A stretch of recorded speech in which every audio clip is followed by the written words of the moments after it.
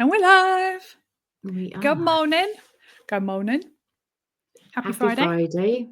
It's weird because it's like it feels I'm all like out of 6s and 7s because it was like Saturday for days this week and then Sunday on a Monday, and then we've got another bank holiday coming up in a week or so. It's like it's too much. It's like I don't really know what day it is, but also it feels like the week's been really long already. Like yesterday, I was like, why is it not Friday already? Yes, very confusing. If we didn't have this in the diary, I would have no idea what day it is. Yes, and actually I didn't have it in the diary because I obviously set a recurring appointment when we first started this, and that's run out. And I was like, I had to create another one. So yeah, that's how long we've been doing this podcast. Brilliant. I've got this until the end of time, so just to let you know, my diary thinks we're doing this until the end of time. Forever and ever. We'll still be here in our 80s, meeting up every Friday. That would be funny, wouldn't it? It's like, oh God, not these two again. Yeah, just getting even more and more potty mouthed as we get older. We're like Nana from Catherine Tate. Yeah. It's like, what a fucking liberty. We should definitely do that. Okay. We got plans. We have got plans. It's good to have a goal. That's what they say. Yes. Anyway, welcome everyone to WTF, Women Talking Facts, the weekly live where Michelle and I talk about the weirdest, wildest, wackiest moments from the patriarchy just this week. We've been doing this for, I think, about 6 months now, maybe even longer than that. Ages. Yeah. Long enough for you to run out of the diary invites yourself. Yes. I don't know how long the original one was put in for. But yes, we've been doing it a while.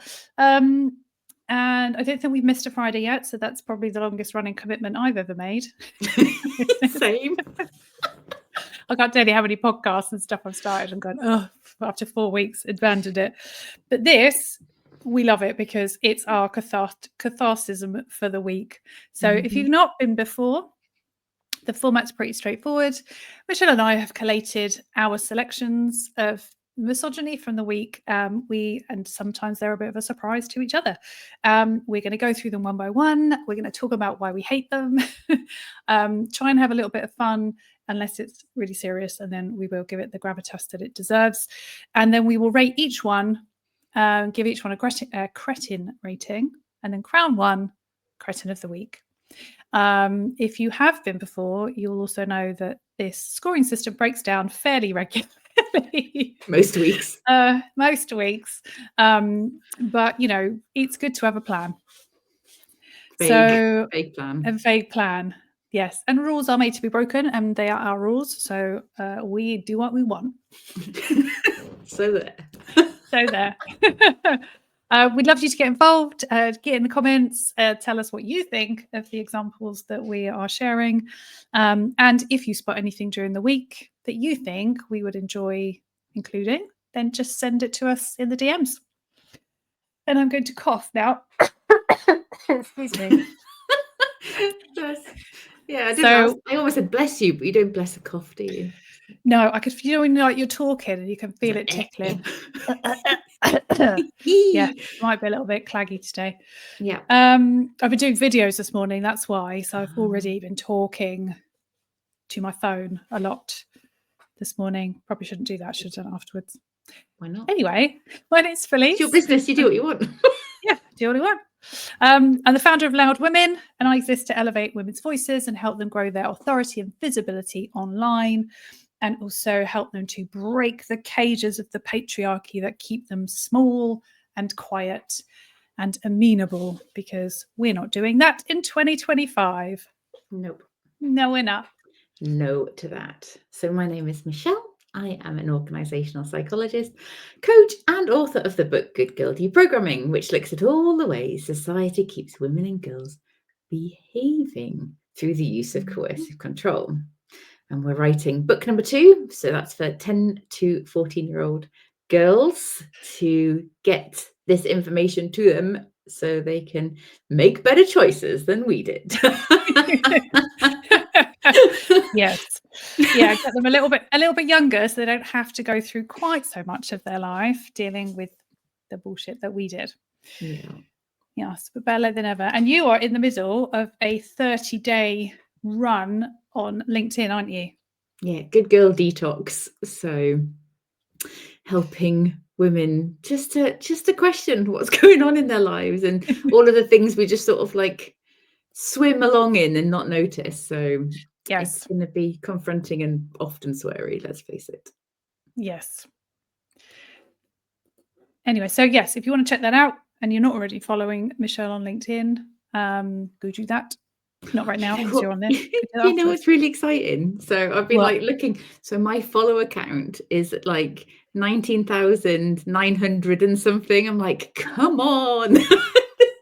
Click over to 20 and I'm like, yay. You just need a few more. Maybe there's like a little, you could do a little giveaway. Mhm. I did this when I was approaching 5,000 followers on LinkedIn. And I did a little giveaway to the 5,000th follower with like a free one-to-one session. So yeah, maybe you could do a lot of competition, get a few more people. That's exciting. Yes. I've got loads of books. So yeah. Yeah. And Audible. Yeah, maybe. Good thinking, Batwoman. Yeah. This is So why I'm the marketing about person. 60 or something. Yes, this is why. You know, I've come on this to talk to you about stuff, and I've got some useful hints and tips. So yes, you have a masterclass coming up soon, haven't you? Yeah, I do. Yes, I do have a masterclass coming up soon. The title is under discussion. This has actually been the most fun. So the masterclass title I had originally was how to be confident but not be a twat. And there was a little bit of debate from a couple of people that weren't sure if that was the right title. So I put it out to LinkedIn and I asked people to feedback. I've spent the last 24 hours in discussions with people about what might be a better word. And we've covered every single word. But it's been like, oh, maybe dick would be better. Oh, no, I think maybe, and then someone's put like maybe knob. Someone even suggested the C word. And so like some of my WhatsApp conversations, I've just gone, I actually can't believe we're having this conversation. So it's not going to be twat, but only because it's really British and my audience is outside of the UK as well. And a few people said we don't really use that word. So it's most likely going to be dick or knob. So that's what we're doing. It's like dealing with dicks online as your other thing. So it's like it's that's difficult. what I thought. It's just yeah. It may be knob. But Maybe, again, that's not particular. That doesn't translate to American, does it? Well, I was thinking just using the aubergine emoji. That's pretty international. Yes, it is. It's like yes, it translates into all the languages. Yes, it translates into all of them. Yes, so that masterclass is coming up, and that is helping people to unlearn everything they think they know about confidence, and giving them tips and strategies to actually grow and develop that inner confident muscle that we all have, and bring that energy out when they are talking about themselves online. So yeah, that's up and coming. I'm going to be announcing that next week. So if you want to come along to that, keep an eye out, and I will share more details. Amazing. Look at us doing our little pitch now. Well, it's like little infomercials. I know. It's brilliant. It's all relevant as well to the people that come on the podcast. So yeah, maybe we won't do it every week, but this was a good one. All right, cool. So should we get on? Let's go to the first one. Yep. Oh, I don't even know which one I want to start with. Do you know what? I'm going to start with this one.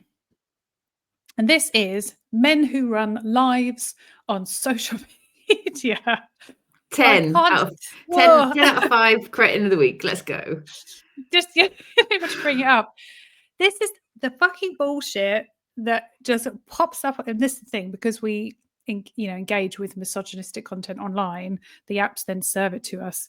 This is just typical live BS that men create these lives and then just come online and go, oh, discuss. So we've got, if you can't read it, women cause the male loneliness epidemic, and it's got a little graph underneath that's meant to show that all men go for all different types of women, and women only go for the same kind of men, and that women get to pick because when the men are trying to like compete with this like just all that 10% of men bullshit. Obviously the modern incel woman stuff. speaks for itself. And then the other one, if you It's can't like read God it, / Jesus. yeah. The one in the far right, I mean the image on the far right, says single mothers are ruining society. Men need to keep. We need men to keep boys out of prison and girls off stripper poles. Right. And this is the premise. You know, I see women do lives, and the worst I see them do is things like it's all men until it's no men, or man or bear. You know, this kind of stuff. But this incel bullshit, and I always stop and listen just for a little bit, see if I can screen record anything juicy. But yeah, men who set up lives like this. It's just And it's absolutely bonkers. It's like the whole single mother thing. I think we probably both find this quite like because we have been, and yeah, it's like, why are we blaming the women who stay to care for children instead of the men that don't? yeah, exactly. It's always the women's fault, isn't it? What do I say? What's this? What's the quote? You're gonna say it like a Yeah. compass points north. A man's accusing finger will always find a woman. Let's blame the parent that stays, that struggles, that commits herself to the child and not the man who leaves. And not only that, what? It's really funny. I've got one of these. This is literally it, isn't it? Yes. One of the things we've got. We'll do that next. We're talking in code, so nobody's going to understand what the hell we're going on about. But we know what we're talking about. But yeah. Oh, which one's that one? Give me a one-word clue. Babysitting. Oh, yes. So I haven't added the videos because they never play. So I'm basically, if there's a video, I have to add it because it's just doing my head in. So what we're going to give credit and rate, because I would have gave it a 10 out of 5. What we actually going to give it for these types of male content creators? Oh, that was a professional word for them. Content creators. The incels. Do you know what? They're not as bad as a lot of stuff. So I don't know, on like a 3. Because they're so obnoxiously wrong. Yeah.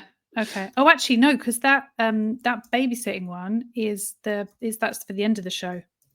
Oh crap! Okay, we'll watch that later then. Oh, yeah. Yeah. So we didn't talk about the fuck around, find out section, did we? But yeah. Oh yes, sorry. Yeah. So at the end, we do a section called "Fuck Around and Find Out," where we find examples of people that kind of got their comeuppance, or karma got them, just so that we don't send people off in too much of a depressive state. For the weekend, everyone's not just like totally sad. Yeah. Okay, so should we do the 2 together? Similar. Okay, so we've got 2 stories. I wonder if I can't add them both at the same time. I've just literally labelled these Police 1 and Police 2. But they're coming up every single week. Yep. So police chief, I think he was a detective superintendent, basically hid in his ex-wife's garden with like duct tape and murder implements, and got caught clearly and only got 6 years. Wasn't he out on bail for some already? For some other similar-ish crime. So yeah, this dude has like literally got issues. When women say like they have to actually murder us for anything to happen, this is what we mean. Yeah. Just the planning, 6 years, that's nothing. No, be out in 3. She's never going to sleep. She's never going to have another good night's sleep all the while he's out. Yeah, no. So that's a police chief. And then the other one. Yeah. Yep. So ethics, police. It's just so much of it. I know. It's I know we've talked about this a lot. It's that kind of, if you are a bad human, you will go to where your prey is. You will put yourself in positions of authority that you have got easy access to your prey. So there is, a small subset of people that are attracted to law enforcement, to like the fire brigade, to these types of, look at me, I'm a hero type of job. Yeah. To use it as a cover for offending. Yeah. This dude's one of them. Yeah. And some of the, like the example we had last week, he was a victim liaison officer for victims of domestic abuse and sexual assault. So this dude was Essex Police's lead for domestic abuse. Yep. As well. So yes. So he's not in jail. He's just been sacked. I don't understand why he's not in jail. Yeah, no, not in jail. Abused his position for sexual purpose in relation to a woman. Also found to have sexual contact with women while on duty, touched a colleague inappropriately, and failed to disclose another relationship with another woman. I mean, my hope is that he's been sacked, but it is with the police to make some kind of formal prosecution. So. Yep. Yeah, If and he was the poster boy for the domestic abuse response. It's just the biggest betrayal, isn't it? And also it just reminds women there is nowhere for them to go. No. This is who the women are supposed to report crimes to. Yeah. So the police, which is becoming a regular feature on here, and I don't go looking for it. No. It just stumbles across. Well, things that there's probably more. There's probably more that we haven't seen. Yeah. I have to start setting up like Google search alerts or something. But then I'm like, do I really want to? Do I really want to know how many? Because there's so many. There's so many. Yeah, it's thousands. It's tens of thousands of active police officers. Active police officers that have at least one accusation against them. Yep. Yeah. And then, of course, after the whole Sarah Everard thing, women were then advised not to call the police, or if they're stopped by the police, to try and flag down a fucking bus. There's like, it really isn't anywhere. It's always our responsibility to stop ourselves getting attacked, isn't it? Rather than saying, dudes, don't attack women. It really is, yeah. And the goalposts for the action we're supposed to take in order to do that just keep moving. Yeah. And keep going wider and wider and wider. So, I think, we are expected to be now experts in the law and the way the police works, in our rights. So we know exactly what to say and what to ask for and what we do and don't have to do when the police arrive. I think we just all need to get, black belts in martial arts. And I think even with black belts in martial arts, the fact that the sort of male advantage in terms of strength is a real thing. So, I used to be able to wrestle with my child, and now we can't because he'd kick the shit out of me. You know what I mean? Like little play fights. It was great when he was a toddler and, as he was growing up, but he probably hit like 12 and it was like, no, you're hurting me now. So we'll not do this anymore. Yeah. I mean, even younger than that, like my sister's got a little boy, my nephew, and he was the first boy that had been born, apart from my dad. There's like 3 of us girls. There's 4 nieces, and then Henry's the only nephew. And honestly, the amount of marks he was just a very typical rough and tumble kid. Just elbows everywhere. And honestly, the amount of bashes my sister used to get just from him playing as he got older. So we're not doing this anymore. Yeah, no, we're not doing this tomorrow. I think things that we have to remain responsible for our own safety because no other fucker's going to do it. But at the same time, it is about time that we stopped rejecting or some of the responsibility. Yeah. And what were you doing out there? Why were you drinking? What were you wearing? What were you wearing? Yeah. Anyway. Oh, Andrea. Hi, Andrea. Andrea, I mentioned the 5,000th follower. It's Andrea. She's doing the call. Hello, lovely. Oh, congratulations. Yeah. And Willow's here as well. Hi, Willow. Yep. The problem with a lot of institutions is that they often want to keep it quiet. Yes, they do. So you can avoid the stigma. Because the idea is like if it gets out, people will be focused on that. It will take our energy away from other things, and we want to be solving crimes, and we can't do anything about it. So they can do stuff about it. They know who the bad people are because their colleagues know who the bad people are, but they just don't do anything about it. No. And what they mean is it's going to be really hard work, and it's going to require time and money and support and resources. And it's not an overnight fix. So they're just like, but we just don't tell people. Yeah, we're also not going to deal with it under the carpet. We're also not going to deal with it internally either. But we're also just not going to tell people. No. Oh. Okay, what's next? Oh, so this one we have our first. We didn't rate the police. Oh, the police, yes. 10. 50,000. 50,000. 50,000 out of 10. That's great. Yeah. Out of 5. 50,000 out of 5. Cool. Sorry. Yeah. Continue, please, Felice. So we are going to do, which I think is a WTF first. And we're going to be giving examples that is misogyny against men. Absolutely bonkers. I was like, yeah.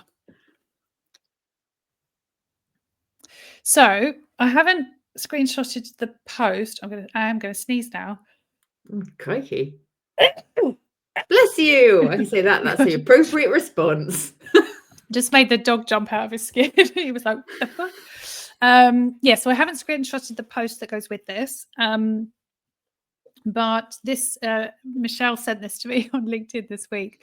So the woman that wrote the article has also written a post about Ollie Murs getting ripped for the last few months while his wife has a young child at home and is pregnant. And the whole tone of the piece was like he basically kind of abandoned his wife when she needed him, and he shouldn't be hitting the gym, and kind of a bit of the narrative of men's hobbies, and how he's selfish and he should be there with his wife and leaving her to do everything, which is actually wild. Now, don't get me wrong, men's hobbies, dad and hobbies is a bit of an issue in a lot of relationships where men will have children and then still spend all day Saturday out playing golf or rugby or coming home and playing computer games. Yeah, like retaining their leisure time while their partner gets none. Yes, that is a bit of an issue. But let's give some context to this one, though. This man is about to go on fucking tour. To make money. This is how he earns his money. This is his job. He's about to go on tour, which is extremely physically demanding. And if you see the before and after photos that his trainer shared, there's no way he could have done that tour in the physical condition he was in, because he's not toured for a while. Yeah. And so this isn't hobbies. This is job. This is job. This was essential. Was it essential that he got this ripped? I don't know. I don't care. But also, let's not pretend that they can't afford to get help if they need it. Like that she hasn't got live-in help and housekeepers and nannies and stuff. And also, he's at the gym, but then he's home. Like he's not doing this as well as a full-time job. No. Like this is him preparing for his tour, and he's rehearsing, and he's in the gym. And I just thought the whole tone of it was just like, weird. Yeah. It's like there's worse people to pick on. Yeah, and just this immediate assumption that a man at the gym is abandoning his partner and that getting ripped is just like this ridiculous hobby that men do to get away from their partners. And I just thought, it's just no, it just didn't sit right with me. And then I went and found the trainer's post, and he did the before and after, and the comments were just like really shit from a lot of men and from women being like, oh, you look better before, you look better before. And I'm like, I get it, but pisses us off when men do this to us, so let's not do it to men. I think so. Let's face it, Ollie Murs is probably one of the least offensive individuals out there. Do you know what I mean? He gushes over his wife and his family, seems like a good guy. Nothing's come out about him yet. Yes. I mean, you just don't know. I just think he's like our Keanu Reeves, isn't he, in the UK? Yeah. He's the most inoffensive person. And I think, he had to train anyway. And he's decided, do you know what? I'm getting a bit older. I've got a second child on the way. I'm doing this massive tour. Let's push it, and his wife is like, gushing, saying, I'm so proud of you. And, in the post, I just think, let's not make problems where there aren't any. No. Let's not make problems where there aren't. So yes, misogyny, internalized misogyny, and women who have an experience with a partner and then use that to bash. I mean, that sounds terrible because we all do that a little bit. And then, but then we don't all get to write columns about it in major newspapers. So yeah, it just didn't feel very nice. Yeah, it was an interesting one. I was just like, oh. Yeah, it sounded like just a personal rant for a lot of it. So we put internalized misogyny, or misogyny towards men. Yeah.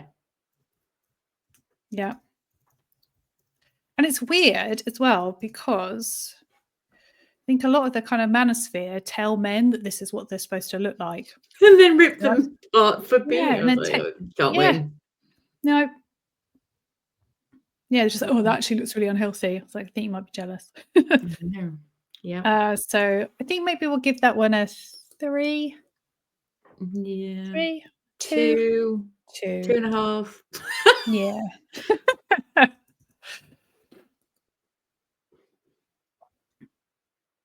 Okay. What have we got next? I think we got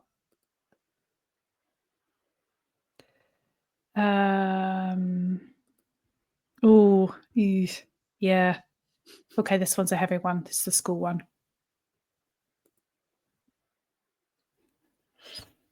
So do you want to tell us about this one, Michelle? Yeah. Something very weird happened when I was trying to screenshot this for you, but that's a story for another time.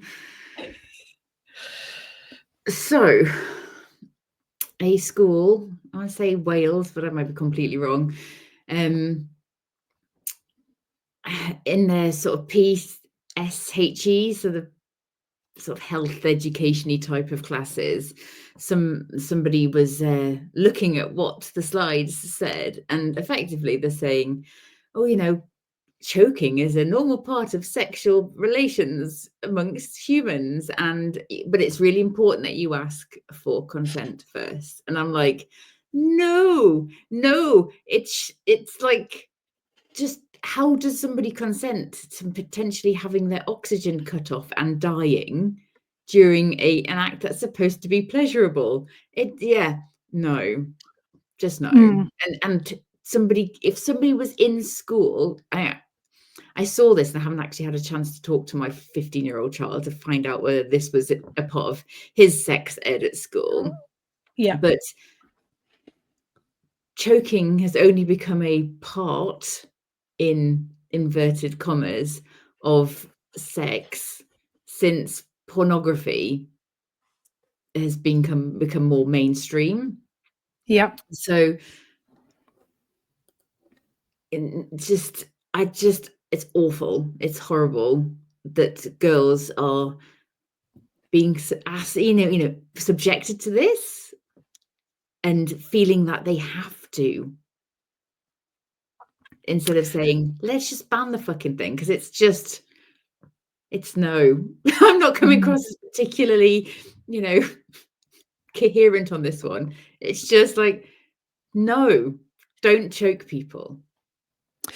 So you know what? I'm actually in two minds about this one. Interesting. Because the research shows that non-consensual strangling has become a really big issue in this demographic, in school-age children.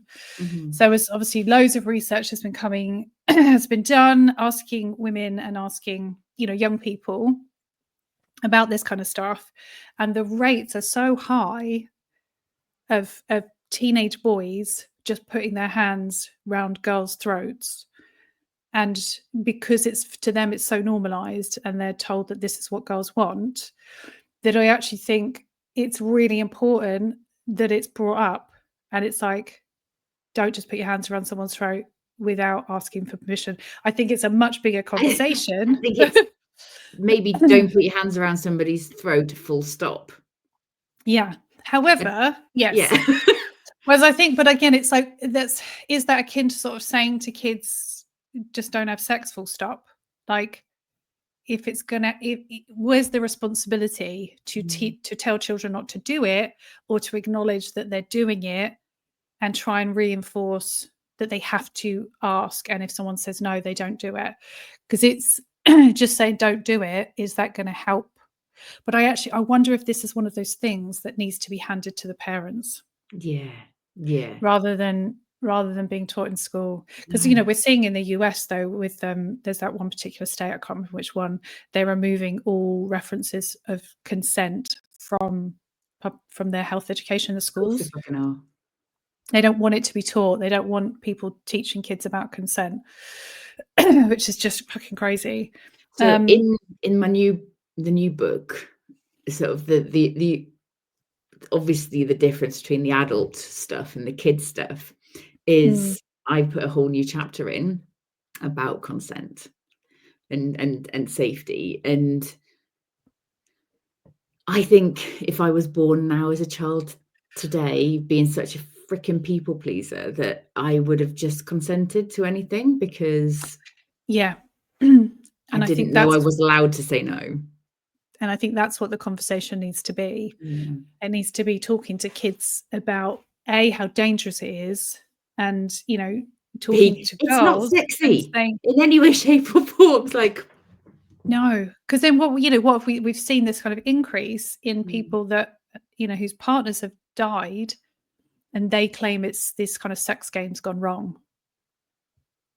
And that's the flip side of this kind of stuff coming into like the more everyday, as opposed to staying within the kind of kink community, where it's done with a different level of kind of, I guess, self-regulation. And now we're seeing all of this stuff that would have been something that was only happening in sort of small spaces, and that there were kind of rules around, and people kind of understood that they were taking part in something, and there needed to be consent and respect and boundaries and safe words and all of this other stuff led into kind of everyday, this is what sex looks like, because that's but without any of the guardrails or pre or aftercare or anything that needs to come along with this kind of high risk activity. So I don't think this should be on schools, but if there is an issue, then somebody needs to be talking to kids about it, because this is life-threatening for our girls. Yeah, it's that kind of violence against women and girls as a part of sex, and it's like, no, it's not. Yeah, exactly. It's that's all it is, permitted violence. And yes, I think there is a certain element for boys that they think it's what people want. That needs to be talked about. And girls need to understand that it's okay to say no. It's all right that you don't want this to happen to you. You're not weird. This actually isn't what everyone's doing. No. So yeah, but it's like, whose job is it to speak to kids about it? Everybody's. Yeah. So I don't know, maybe it wasn't handled in the right way, but at the same time, it's like I see the people in the comments of I found the article on another newspaper. Can you guess which one? And reading the comments, the attitude is that, why are we even mentioning this to kids? Like, why would we be talking to them about it? Like, they're not doing this. And it's like, well, they are Yes, doing they are this. doing it. Yeah. It's not like they're not, it's not a how-to guide for kids. No. They're talking about You know, this because we had the kids are whole doing like it. drugs thing, didn't we? So Yeah. when I was sort of like my early teens, that Leah Betts, I think that's her name, died of a drug overdose on ecstasy or Yes. something, Yes. which Yes, I remember sent that. us all like, It's like shockwaves. But yeah, yeah. we all, yeah. So that terrified us. And then I think sort of like maybe a couple of years later, the whole Jade Goody dying of cervical cancer, which made a whole lot of people go for their smear test. So it's like kind of, there's something really shit have to happen in order for us to talk about it with our children. Yeah. And that's the thing, if we already know that the kids are doing this and engaging in this kind of behavior and no one's talking to them about it, then, you know, it's inevitable that it's going to end up somewhere really bad. Yeah. So, yeah, do I think the schools should be doing it? Do I think that the way they did it, you know, but again, someone just saw the PowerPoint that went with the talk. They didn't actually see how it was delivered. No. But I think this idea that teachers shouldn't have to. It's like you're shouldn't have to be doing like a this stuff. geography teacher and you have to have these conversations. I'm like, yeah, when we were kids, we were just sat down in a room and going, girls, you might be getting your period soon, and here's a little video on how your body's going to change. This happened years ago. The boys, yeah, exactly. It's like 3 years too late, mate. Yeah, and then the boys were taken into another room and just talked to about body hair and stuff, and that was it. That's all you got, apart from your biology lesson. That's all you got. You know, so again, it's like, whose responsibility is it to be talking to kids about this stuff? And also, why? So if you think about it, why isn't there sort of some sort of like public health thing around this that say, you know, parents, this is the type of shit your children might be doing. maybe you want to. There's like literally it's just silence. There isn't really anything, is there? Like proper, reliable online resource for kids. I mean, maybe there is. Maybe it's inside of schools, Yeah, we like should. school networks and stuff. There's not that sort of linkage between parents and schools that, you know. No, I think a lot of parents just want the schools to take care of it. And then when they do, they're like, oh, you should be talking to our kids about that. It's like, you need to know what's going on with your kids. Yeah. Yeah. Anyway. Anyway. All right. So what are we giving? What are we giving this one? What are we scoring actually for this one? It's a hard one. Ooh. People being choked, 1,000,000 squillion out of 5. People not knowing that they're allowed to say no to being choked, infinity. Yes. Who the responsibility lies is a grey area. Yes. Yeah. So I think I'm just like, I think we can bash the school all we want, but at the same time, I think to a certain degree, at least someone's talking to the kids about it. So yeah, that's why I'm in two minds on that one. That's who's going to rescue us. Who? Cindy Gallop, Make Love Not Porn. Yes, that's she's what we creating a online platform for real sex education. So yeah, we need to keep watching what she's up to. Need more of her. Mm-hmm. Okay, I've got one more, and then we'll go to our Faitho. Yay. All right, so this lovely little video came across my timeline this week. So I'm just going to play it for you. Arousal are two different things. And by being a nice guy, what ends up happening a lot of times is you get stuck in the friend zone. And what I tell guys, and I talk about this in my book, guys got to give women less. If you look at the cover, you know, I have money there, relationships, social media, and time. And the reason for that is because we live in a deregulated sexual marketplace. And what that basically means is, assuming two parties have the age of consent, anyone could hook up. Now, we thought this would be a good idea in the 60s with the explosion of feminism and birth control, etc. But what ended up happening was when you leave women to their own devices, they date the best guys that they can get.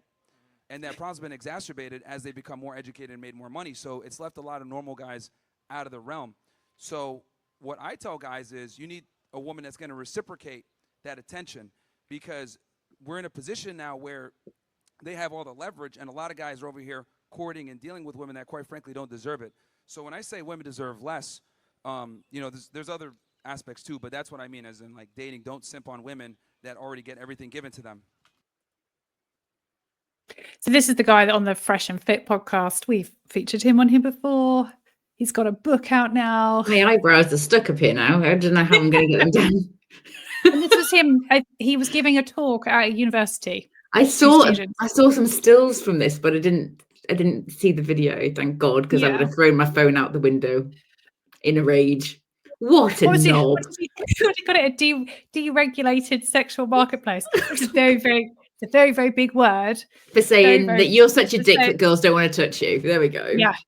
The whole premise of the message is women now have more choices. And this idea is like that women picking the best men they can get is like a bad thing. I'm sorry. Should we we just settle for the dickheads? Yeah, it'll be fun. Yeah, that's the whole thing.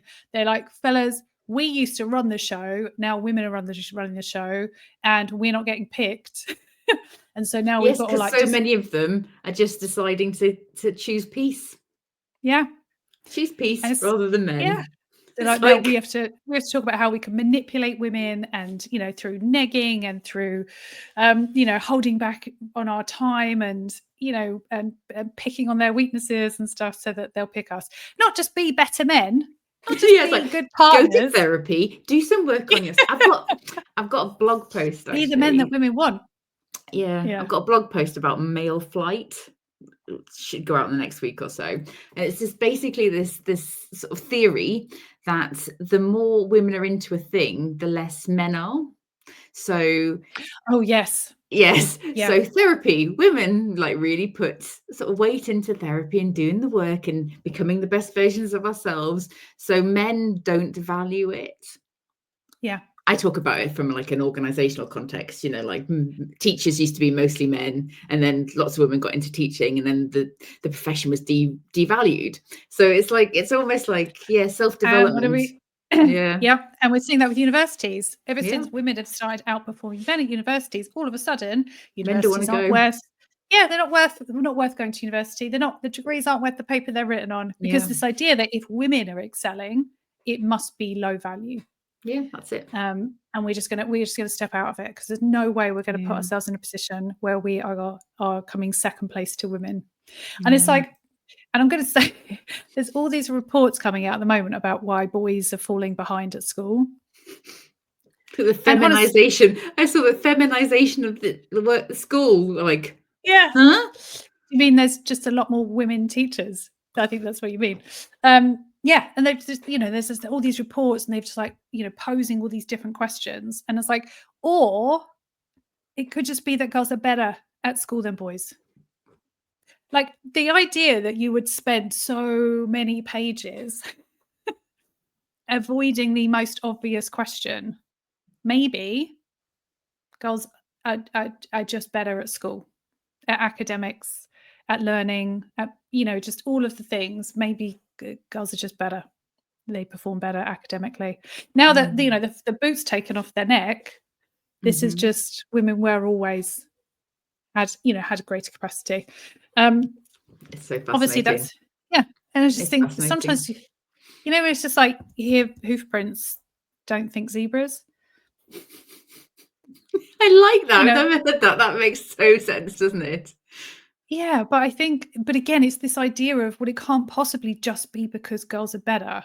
And because the thing is, though, if we took that assumption, we would probably change the way we look at education and the way it's structured and the way it's set up, rather than trying to find all these other outlying explanations. So you go, well, maybe girls just fare better in education, not for any, you know, spurious reason, but, you know, maybe we need to find different ways to engage boys in school, different structures and stuff.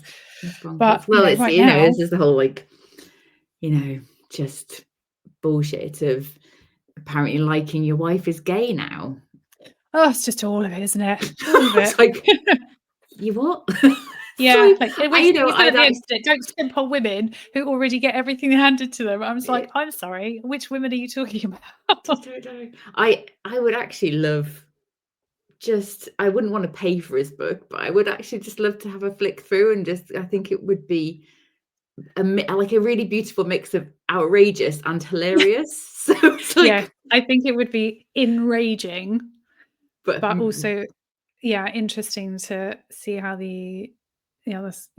interesting to see what kind of stuff. But he's so popular as well, so it's like even that video is just like, oh, it's so gross. But yeah, so what are we giving Myron Grains? a punch in the face. Yeah. A 3. Yeah, let's face it, he's a twat. A loving bit of violence. Yeah. Dick. Okay, so who won? People being choked was the question of the week this week, with the police coming in, not all policemen, the police coming in a very close second. Karen says I can have a ceremonial burning. I can see like me just reading it out on like videos. Yes. Yeah. Like the same way that people were like burning Taylor Swift records. Yeah. Although I loved the fact that people were pointing out that they had to buy them first. So Taylor's still got the money. Doesn't matter if you burn it afterwards or not. Yeah. Yes. Maybe if somebody else has it, they could gift it to us so we don't actually buy it. Yeah, you'll be able to find a dodgy copy on the internet, let's face it. Oh yeah, 100%. Yeah. All right, so that brings us to our favourite section. Yay! Now, I couldn't find anyone that was dealt a hefty blow by karma this week, so we've only got one, but it is a good one.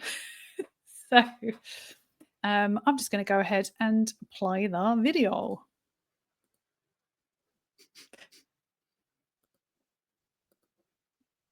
50-50 custody has him drowning, but his wife won't get back together because it's cut her workload in half. The man posted to Reddit saying that he and his ex-wife have a 14-month-old son, and shortly after his birth, their marriage fell apart. His ex-wife accused him of not pulling his weight, yet he says that she expected him to know what to do without her telling him. They argued all the time, and finally he told his ex-wife that her life would be much harder without him. The two ended up getting a divorce, and they live in Kentucky, where 50-50 custody is the default arrangement. And now that this man is a single parent, he's finding it hard to adjust to caring for his child, and said he had no idea what he was in for with getting split custody of his kid. He says he is drowning and can barely function the weeks he has his kid. He's so exhausted. And he thought his ex-wife would feel the same way. She said that life is actually much easier now that she has time for herself due to the 50-50 custody arrangement. She isn't exhausted anymore now that she only has to take care of one person instead of two, aka she was having to take care of that ex-husband. People in the comments were not sympathetic at all to this man. After all, the only reason he wants his ex-wife back is to have her take care of the chores and the child care. Instead of actively seeking solutions to manage his responsibilities as a single parent, he hopes that reuniting with his ex-wife will shift the burden of child care and household off of him. He should rather focus on growth and self-improvement as a father, seeking out parenting classes, helpful books, and overall ways to improve his parenting. He fucked around and he found out. Yep. Yep. Stories like this do warm my heart. Yeah, me too. A cold, dead, shriveled heart. Yes. Yes. I think there's a lot of women that will hear that story and think, I wish my partner could read that story, because it's a bit malicious compliance, isn't it? But yes. Yeah. The work of women is so often undervalued. Mm-hmm. And there's a lot of people in relationships with a partner that thinks all they need to do is bring home a paycheck and they don't have to do anything else.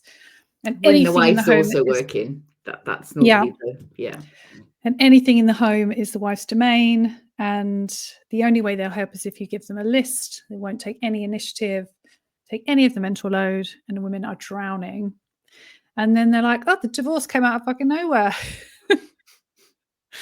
Absolutely nowhere. Didn't see it coming at all. No. And yet, I've yet to meet a woman who has divorced her partner and regrets it and says that it's harder without them.